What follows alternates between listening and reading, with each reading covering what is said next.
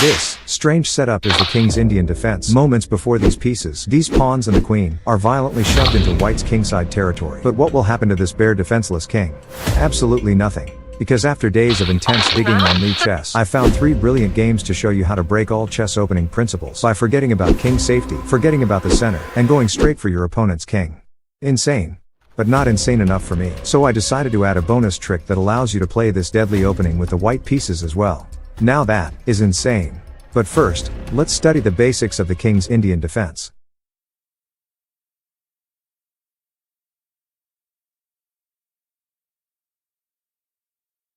The first stage is building this structure around your king. So you play knight f6 against pretty much any move by white, except e4. White will build a massive pawn center, and you will continue with the plan until after e4, when you should take the time to play the move d6, in order to discourage the move e5 hitting your knight. Because after takes and takes, white loses his beautiful pawn center without gaining much in return. So in this position, white develops a piece instead, and you complete the first stage of the plan. This is the king's Indian setup, and this massive center by white is nothing to worry about. That's because stage 2 of the plan involves a surgical strike at white's center with either e5 or c5, depending on how white sets up his pieces. In the example games, I show you the positions that require you to strike with e5, and those that require you to strike with c5 in stage 2 of our plan. But rest assured, this is the most important step of the king's Indian plan. We do this to take away white's option of just steamrolling us with his massive pawn center, as soon as his king is safely castled. Because after e5, white has a decision to make. d5, which will trigger the violent final stage of our plan, or a series of captures that completely dissolve his beautiful pawn center. Because mind you, this is not a free pawn. Taking it triggers another series of captures at the end of which, black will have annoying pressure on this b2 pawn. How will white develop his bishop? This is why after key moves c5 or e5, a huge number of your opponents will play d5. This locks the central pawns together and brings us to stage 3 of our king's Indian plan. This is an attack led by pawns, supported by these minor pieces and these 2 major pieces. The first milestone of the attack is achieving the f5 pawn push. So moves like knight h5, knight d7 or knight e8 are all different flavors of the same plan. After castles, f5 initiates the kingside assault. The idea is to push with f4, g5, g4 chasing away the defenders of white's king, and then breaking open the king position so that the minor pieces, the rook and the queen, can hunt white's king down. But how can we afford to play such risky moves?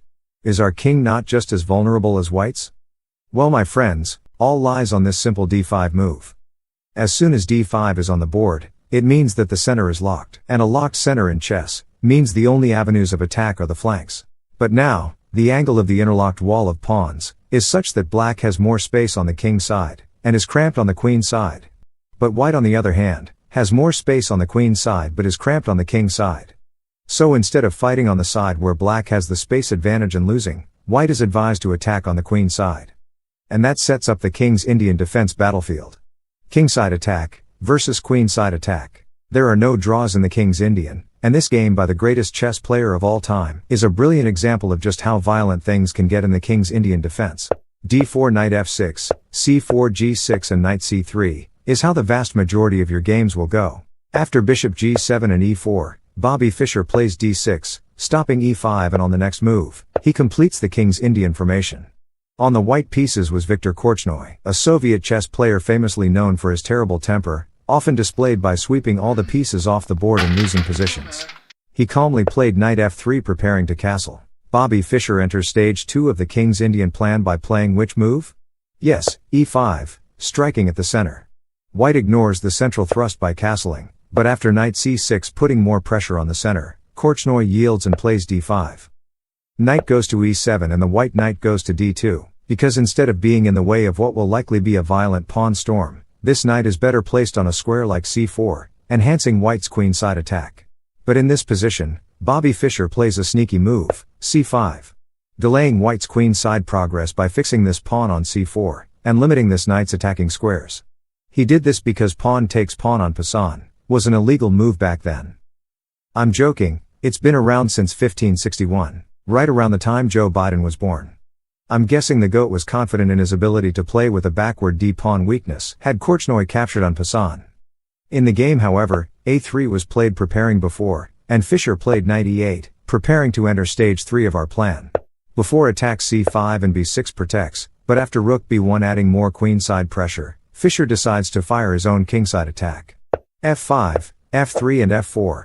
Both players are focusing on their attacking plans until Fischer plays rook f6, a brilliant move.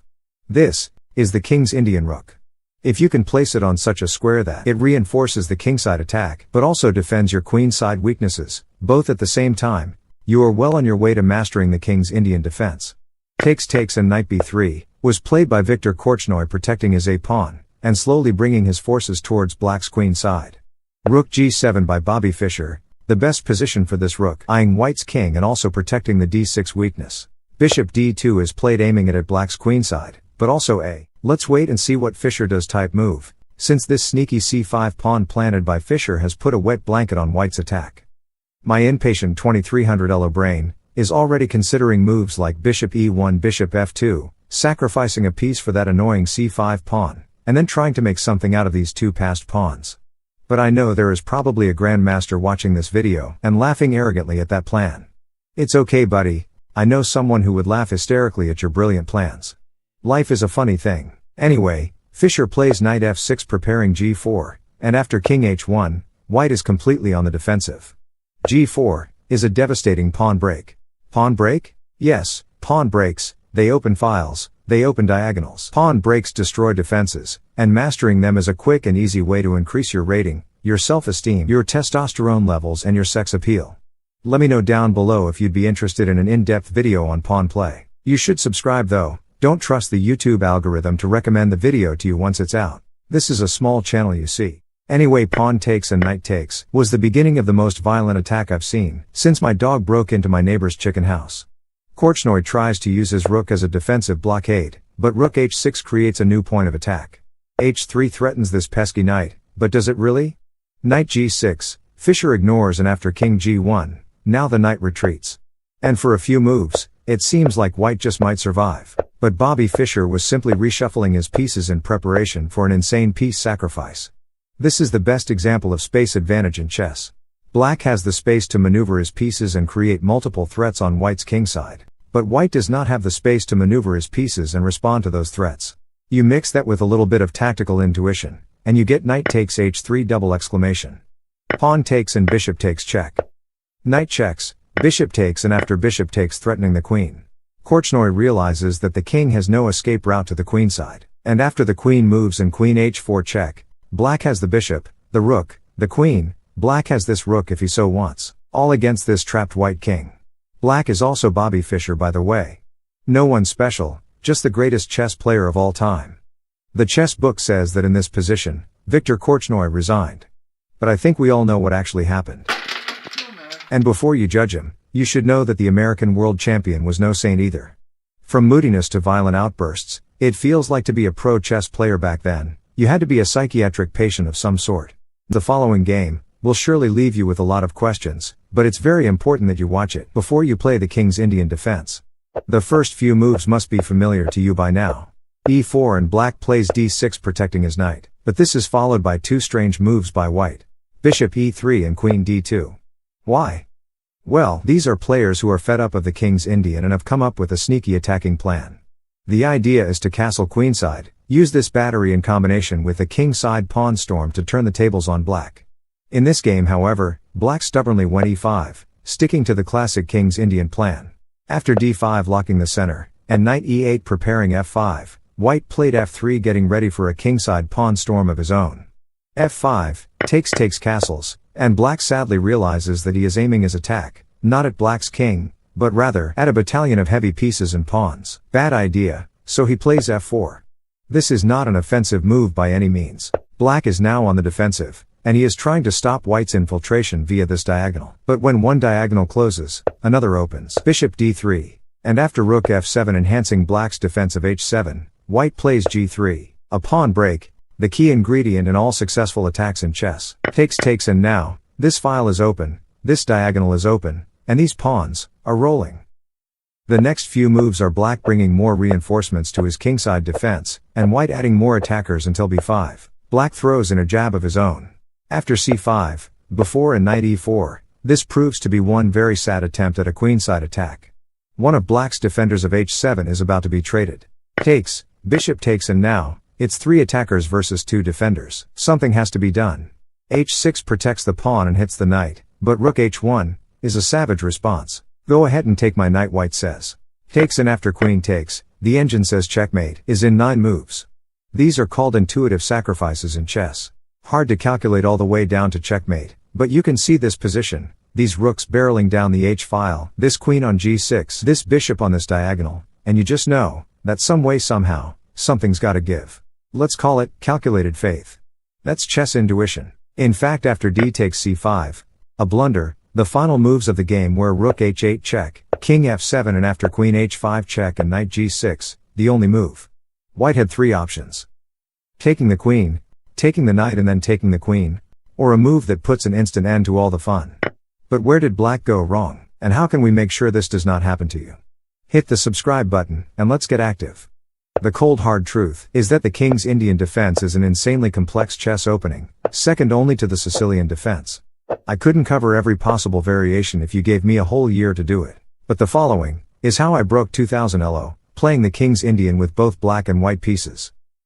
The kingside pawn storm will be the source of many beautiful attacks and wins in your chess journey, but you need to know when and when not to unleash it. For example, as soon as you see white do something weird with his pieces, like something that may signal that he is going to castle queenside, or he wants to fire a quick kingside pawn storm of his own, break the center with c5 instead.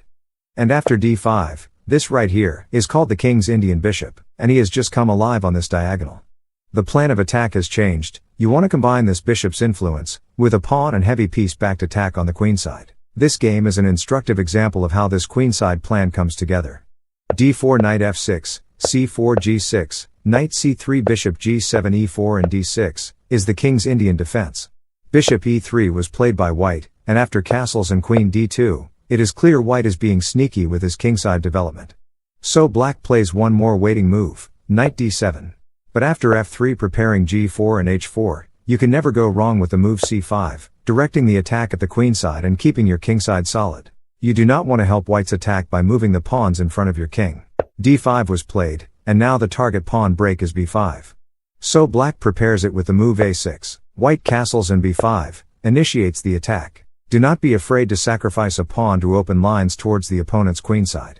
Because after takes and queen a5, the devastating idea is to bring all heavy pieces to the A and B files, combine that firepower with the bishop's influence on this diagonal, and your pawn sacrifice will be rewarded by the chess gods. But g4 is a move that must never be taken lightly. White was also gunning for black's head. Bishop a6 was played, the fastest way to swing this rook over to the queen's side for an attack. Takes, queen takes, and h4 is on the board. White's plan is no secret, but after rook b8, black's attack is also looking quite dangerous. This is the ideal attacking setup. Do this, regardless of where white goes with his king. Your target is these pawns, the checkmate is a bonus. And when you do capture these 2 pawns, this protected passed pawn will be your ticket to victory in the endgame.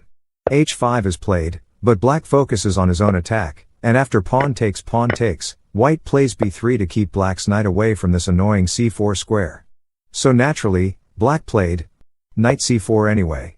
Insane. Pawn takes knight, and after queen a3 check, white's queen is in big trouble. If you're a tournament player, this is a great time to display some alpha male body language. An arrogant sip of your water, 3 or 4 cold stares, or simply stand up and observe the situation from a dominant elevated position. But don't go on to lose the game after doing all that. That would be it. Just don't, trust me. So king c2, and rook b2 check was played. And after king d3, everyone watching this video, myself and my grandma, would all take the queen in a heartbeat. But black was a sadist. He played the cold-blooded knight d7 instead. Look at white's disgusting position.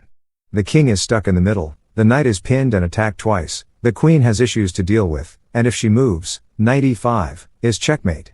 For my young viewers, this is what it's like to be an adult. Rent is due, your girlfriend wants to see other people, your dog ate your neighbor's chicken. You've been writing this script for so long, but you still need to show how this opening is played with the white pieces. Anyway, the trick here, my fellow friends, is knight f3 on move 1. You build your king side structure as per stage 1 of the king's Indian plan. Let black build a massive pawn center if he so wishes, until you reach stage 2. This is where you attack the center with either c4 or e4. The rest of this game is in line with the ideas I've been presenting to you all throughout this video. The board is inverted and the colors are reversed, but the ideas remain the same. It requires a little more than 7 brain cells to visualize it all, so I don't know how y'all are holding on, but feel free to watch the video again. Or better yet, subscribe, so you can come back and watch it again after a few games. But if you really want to test yourself, watch this video, and try to figure out where the King's Indian player kept going wrong. You'll also learn a thing or two about pawn breaks.